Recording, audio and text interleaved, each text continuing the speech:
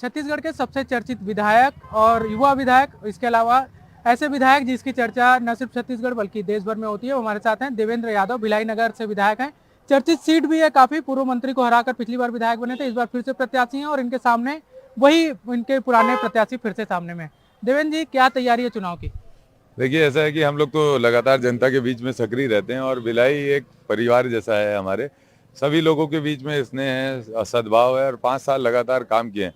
तो मुझे नहीं लगता कि बहुत बड़ी चुनौती कांग्रेस के पक्ष में पूरे छत्तीसगढ़ में या यहाँ पर है। चुनौती है भारतीय जनता पार्टी की के लिए, क्योंकि पिछले समय में भारतीय जनता पार्टी की पूरे प्रदेश भर में सक्रियता नहीं रही। संगठन पूरी तरह टूटता रहा, नेताओं की लड़ाई आपस में होती रही और आज के समय छत्तीसगढ़ में भारतीय जनता पार्टी की जो लड़ाई है वो छत्तीसगढ़ की जनता के साथ है। तो मुझे नहीं लगता कि हमारे लिए कोई चुनौती है। आपकी चर्चा देश भर में होती है। राहुल गांधी की सुरक्षा में अगर खतरा होता है भारत जोड़ो यात्रा में, तो आप और आपकी टीम संभाल लेती है।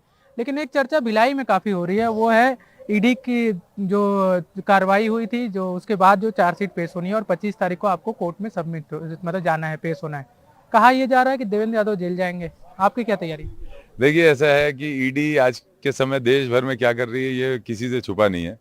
और जब से फरवरी में ईडी मेरे घर पे आई थी, तब से भारतीय जनता पार्टी के लोग मेरी टिकट हो या मुझे अरेस्ट करने की बात हो, इसके र्यूमर्स लगातार फैलाते आ रहे हैं और लगातार डेट्स देते आ रहे हैं।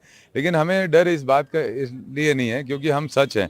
और ईडी हो, सीबीआई हो, आईटी हो, हम किसी से इसलिए नहीं डरते क्योंकि हमने किसी तरह का कोई गलत काम नहीं किया। मैं पहले भी मुखर होके ईडी की जो कार्रवाई है उस पर लड़ाई लड़ा था और आज भी आपसे पूरी जिम्मेदारी से कह रहा हूँ कि हम लोग कानूनी लड़ाई लड़के इसको जीत के आएंगे। और जहां तक डेट्स की बात है, तो भारतीय जनता पार्टी इस तरीके से डेट्स दे के लगातार जनता को कंफ्यूज कर रही है और डराने की कोशिश कर रही है, लेकिन इससे कोई फर्क नहीं पड़ेगा। हम मजबूती से खड़े हैं और जनता, भिलाई की जनता हमारे साथ है।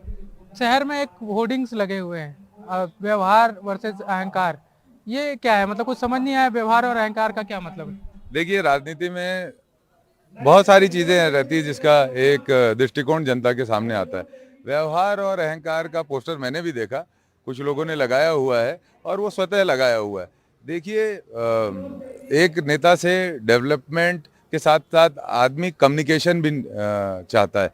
अगर नेता अपने आप को स्वयंभू इतना शक्तिशाली समझ ले और जनता से बात ही ना करे, तो उसके निर्णय लेने में हमेशा गलतियां होती है, जो पिछले समय में भारतीय जनता पार्टी की सरकार में हुआ है। हमारी सरकार की ये उपलब्धि है कि हमारे माननीय मुख्यमंत्री जी हों या हम सब उनके से जुड़े हुए विधायक, कांग्रेस पार्टी के विधायक, सभी का जनता से बड़ा बेहतर संवाद है, जिसके कारण हम लोग जनता की बात सुनते हैं, समझते हैं और उनके ही अनुसार हम कार्य करते हैं। 30 तारीख को नामांकन का आखिरी दिन है। 25 से एक सबके लिए सब बड़ा, खासकर भिलाई की जनता, जब मैं घूम रहा था तो उनके लिए एक चर्चा का विषय कि 25 को क्या होगा। तो आपका नामांकन 25 के बाद होना है या 25 से पहले होना है? देखिए, ऐसा है कि लगातार डेट्स तो भारतीय जनता पार्टी के नेता देते ही हैं। मुझे लगता है ईडी की रेड होने के पहले उनको पता चल जाता है। ईडी कोई प्रेस कॉन्फ्रेंस करती है, उसके पहले उन लोगों के पास कागज आ जाता है।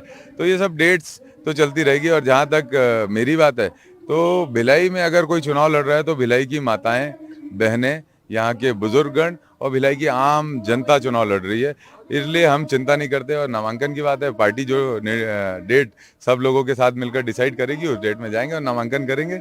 एक आखिरी सवाल ये है कि 2 विधायकों को ईडी ने कोल स्कैम में आरोपी बनाया था। उसमें एक आपका नाम था देवेंद्र यादव, दूसरा चंद्र राय थे, बिलाईगढ़ के से जो विधायक थे।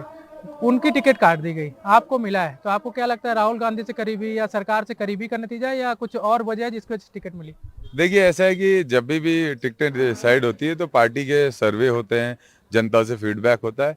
तो ये सब चीज़ें, बहुत सारे आयाम रहते हैं जिसके बाद किसी को प्रत्याशी बनाया जाता है। मैं भिलाई की अगर बात करें तो ये मेरा तीसरा चुनाव है। एक बार मैं महापौर का भी चुनाव लड़ने का मुझे अवसर मिला पार्टी से और भिलाई की जनता ने मुझे महापौर बनाया, देश का सबसे कम उम्र का महापौर बनाया, फिर छत्तीसगढ़ के सबसे युवा विधायक बनाया और तीसरा चुनाव पार्टी लड़ा रही है। निश्चित रूप से मैं पार्टी का विश्वास जो मुझ पर है वो भिलाई की जनता के विश्वास के कारण है और हम सब चुनाव मजबूती से जीत कर आएंगे।